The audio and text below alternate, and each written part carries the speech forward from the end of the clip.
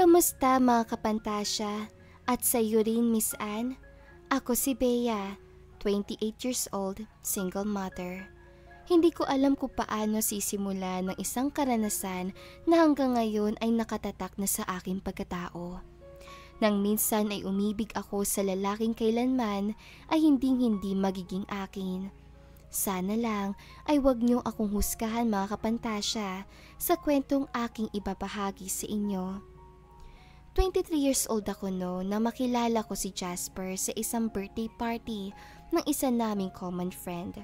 Gwapo si Jasper, may magandang pangangatawan at mapang-akit na mata. Unang kita ko pa lang sa kanya ay gusto ko na talaga siya. Malandi na akong malandi, pero nang gabing yon, habang nagiinuman kami at nalasing, ay palihim kaming pumustit sa CR at pinakawalan ang init na nararamdaman. Ramdam ko matagal siyang walang ganon at maging ako. Mabuti na lamang at busy ang iba at ang iba naman ay lasing na. Doon na rin kami natulog ng araw ni iyon at dahil madaling araw na rin. Halos 3 oras lang ako nakatulog at nang magising ako ay nagkakape sila sa sala. Walang bakas na may alam sila sa nangyari sa amin ni Jasper ng gabing iyon. Bea, hindi pa naghahanap ka ng trabaho habang hindi ka pa nakakaalis? Itong si Jasper nangangailangan ng kasambahay. Baka gusto mo munang pasukan? Alok sa akin ng kaibigan ko si Myra, ang may kaarawan. Napatitig naman ako kay Jasper. Nahuli ko siyang nakatingin sa akin. Agad ko naman siyang initian at ganoon din siya. Alam namin sa aming sarili na mayroon ng kaming namumuong unawaan at kami lang ang nakakaalam. Matanda lang ito na 5 taon sa akin. Mukhang maalaga sa sarili kaya mas mukha itong bata kesa sa totoong edad. Oo ba? Kahit anong trabaho, hanggat hindi pa ako tinatawagan sa ina-applyan ko, nakaramdam ako ng excitement. Sigurado ka ba? Kailangan ko talaga kasi may mga anak akong pumapasok sa eskwela. Hindi ko maasikaso dahil may trabaho ako. Titig na titig pa rin ito sa akin habang humihigop ng kape. Oo. Kailan ba ako magsisimula? Tanong ko na hindi rin may alis ang tingin. Kung kailan mo gusto. Sagot niya sa akin. Ramdam kong pareho kami ng nararamdaman ng mga oras sa iyon. Marahil dahil doon, kaya ako pumasok bilang kasambahay. Gusto ko pa siyang makilala. Nalaman kong may asawa si Jasper at hiwalay daw umano ito sa asawa at nasa poder niya ang mga anak nila. Unang araw ko sa kanila noon, wala namang gaanong gagawin. Basta asikasuhin lang ang pagluluto para sa mga bata at kaunting linis sa bahay. Alas 8 ng gabi nang dumating si Jasper. Kakatapos ko lang nun maligo para makapagpahinga na rin ako. Napansin ko siyang kumuha ng alak at uminom sa sala habang nanonood ng TV. Ewan ko ba, sabay kaming nagkatinginan nun. Sabay alok niya ng inumin sa akin. Tumagay naman ako at hindi tumanggi. Hanggang medyo nalasing na ako. Naramdaman ko ang pag-iinit ng pisngi ko nang hawakan niya ako sa kamay at dinala yon sa pagitan ng mga hita niya. Napalunok ako at aminadong na-excite dahil muling may mangyayari sa aming dalawa. Matagal akong walang katabi sa pagtulog at namimiss ko na. Sabi niya sa akin na parang may nais ipahiwatig. Gusto kita, Bea. Unang kita ko pa lang sa iyo. Pareho lang tayo ng nararamdaman. Dugon ko nang walang patumpik-tumpik. Agad niya ako sinunggaban sa lapi at nilakumos ng halik. Tinugon ko naman kaagad yon nang walang alinlangan. Iyon ang nagisimula ng relasyon namin. Hiwalay na siya, kaya walang magiging problema. Masarap magromansa si Jasper. Kuhang-kuha niya ang kiliti ng babaeng katulad ko. Dagdag pa ang malaki niyang alaga na talagang hahanap-hanapin. Araw-araw naming pinapaligaya ang isa't isa. Masasabi kong magaling siyang instructor dahil marami akong natutunan sa kanya. Saksi ang maliit kong silid sa lahat na nangyayari sa amin. Mahal na yata kita, Bea. Palagi kitang hinahanap-hanap at gustong makita sa maghapon.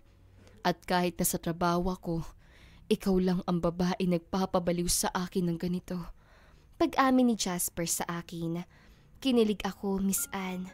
Pakiramdam ko ay mauuwi na kami sa totohanan. Ako din, parang ayoko nang matapos ang anumang meron tayo. Ayokong mangako ng anuman sa'yo, pero gusto kong magkaroon tayo ng seryosong relasyon. Sa akin ka lang, mula ngayon. Ang akala ko ay magiging okay na ang lahat hanggang sa hindi inaasahang bumalik sa dati niyang asawa sa bahay nila. Natakot ako at nag-aalala. Paano na ako kung magsasama silang muli? May edad na si Mia. Hindi ko lubos maisip kung ano ang nagustuhan ni Jasper sa kanya. Sa laki ng agwat nila ay mapagkakamalan silang mag-ina. Dumating nga ang araw ng kinakatakot ko. Nagkaayos ang dalawa nang walang sinasabing ano paman sa akin si Jasper. Nakikita ko sa kanya na pinapahalaga nito si Mia at ako na itsapwera na lang basta. Hindi ako makapaniwala dahil mas bata at mas maganda kumpara sa asawa nito. Patawarin ako ng Diyos pero iyon ang nasa isip ko noon. Isang gabi, malakas ang ulan. Hindi ako makatulog. Lumabas ako sa sala para sana magkape. Ngunit naulinigan ko ang palitan ng halinghing. Na-curious akong alamin iyon. Nanigas ang katawan ko na makita kong gumagawa ng milagro si Jasper at ang sawa niya. Pareho silang walang saplot sa katawan at sumasabay sa malakas na ulan ang bawat pag-ulos ni Mia na nasa kandungan ni Jasper. Nasaktan ako, kaya agad akong tumalikod. Hindi ko kayang panoorin at isipin na habang sila at patuloy pa rin kami sa aming lihim na relasyon. Binala kong umalis na lang, ngunit ang damdamin ko para kay Jasper ang kumakapit para hindi siya magawang iwan. Kumapit ako sa sinabi ni Jasper na mahal niya ako. Bea, aalis ako. Kailangan malinis mo na ang bahay bago ako makauwi mamaya. Napapansin ko kasing bukod sa pag-aasikaso sa mga bata ay wala ka na masyadong ginagawa. Utos sa akin ni Mia. Nainis ako noon kung alam niya lang na ubos na ang oras ko sa 3 bata pa lang. Yun din kasi ang utos sa akin ni Jasper na wag masyadong gawin ang mga gawaing bahay. Ang importante, ang mga bata. Gumagawa naman ako, pangangatwiran ko. Basta, gawin mo lahat ang ipinag-uutos ko. Sabi pa ulit nito. Hindi na lang ako umimik pa dahil baka magalit lang ito. Nang makaalis si Mia ay naramdaman ko ang pagyakap ni Jasper mula sa aking likuran at ibinulong na namimiss niya raw ako. Hinawakan niya ang iba't ibang masaselang parte ng katawan ko. Kahit ayaw ko ay nadala na rin ako. Ganon si Jasper, magaling magpainit kaya nahumaling ako ng husto sa kanya. Pasensya ka na kay Mia. Hindi din naman magtatagal yun. Kapag naisipan ng lumayas, aalis yun. Ganon ka walang kwentang babaeng yun. Kapag namimiss niya kami, tsaka siya babalik. At kapag naboboring dito at namimiss ang mga barkada niya, ay bigla na namang aalis. Pagkukwento ni Jasper habang hinahalikan niya ako sa leeg. At dahil mahal ko siya, ay madaling nalusaw ang pagdaramdam ko sa inis. Paano na ako kapag hindi kayo tuluyan naghiwalay? Ayoko maging pangalawa mo lang, sabi ko at tinangka siyang pigilan habang pababa ang kanyang bibig sa akin 2 bundok. Hindi ko na siya mahal. At isa pa, hindi kami kasal. Kung wala kaming anak, hindi ko na siya tatanggapin pa. Ayoko ng ganyang babae na mas inuuna ang mga kaibigan kesa sa pamilya. Matanda na siya at dapat alam na niya iyon. Pero hindi. Ako nga, lalaking taong bahay at trabaho lang. Hindi naman ako masyadong umiinom. Pangako, Bea, aayusin ko ito. Magiging legal tayo. Bigyan mo lang ako ng sapat na panahon. Sabi niya habang patuloy sa ginagawa, kaya napapaliyad na lamang ako at muling umasa na sana tuparin nito ang mga pangako niya sa akin. Hanggang sa isang araw, hindi na ako dinatnan. Buntis ako, Miss Anne, at sinabi ko yun sa kanya.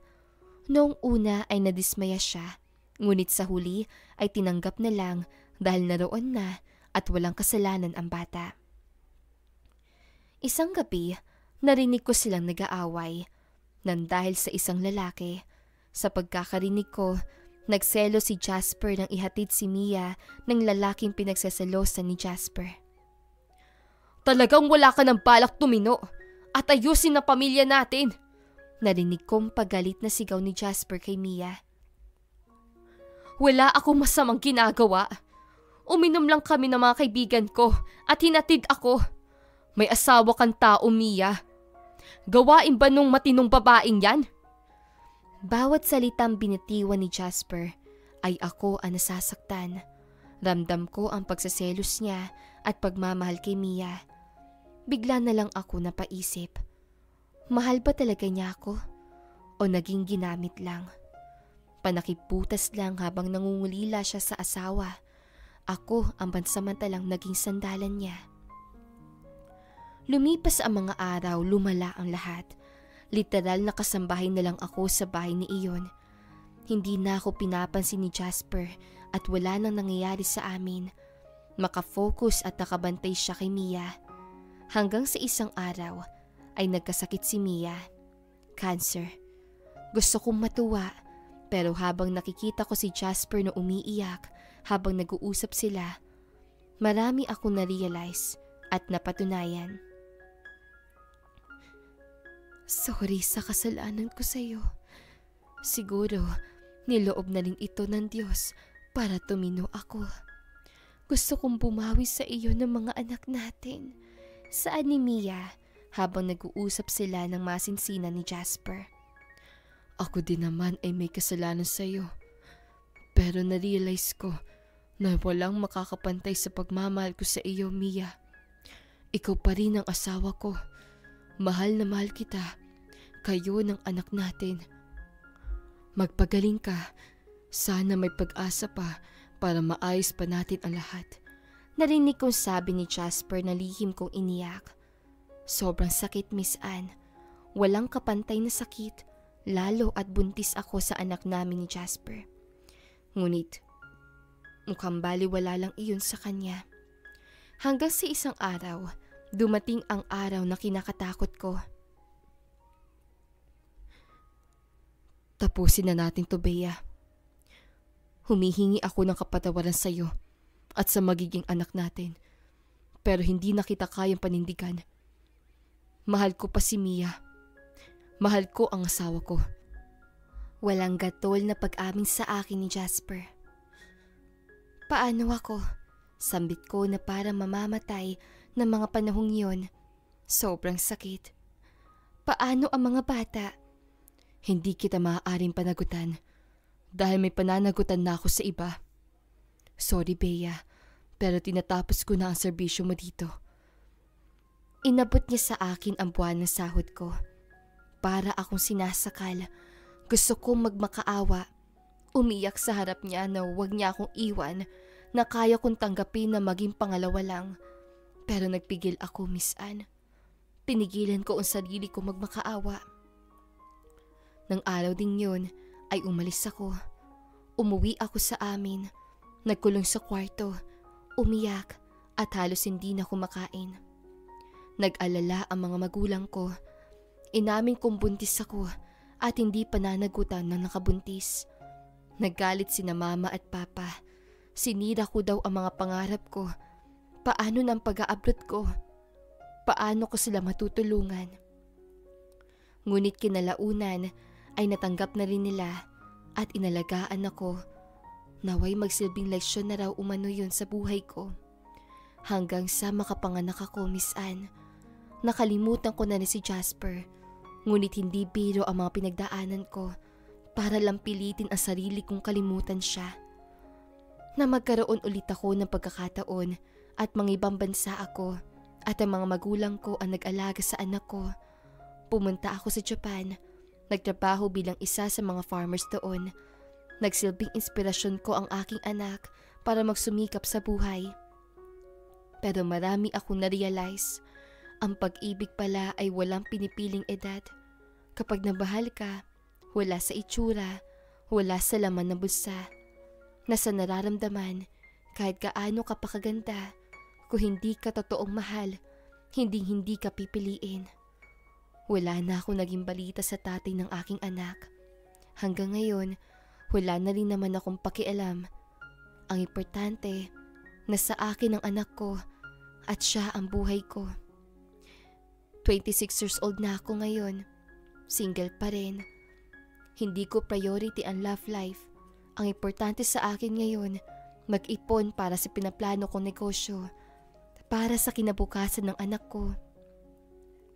Sana po ay wag niyo akong husgahan sa kwento ng buhay ko na minsan ay nagmahal ako sa lalaking kailanman ay hindi pwedeng angkinin. Nagbago na ako at kahit kailan, hindi ko na yun gagawin. Hanggang dito na lang mga kapantasya. Salamat sa pagbabasa ng kwento ko, Miss Anne. Lubos na gumagalang. Bea.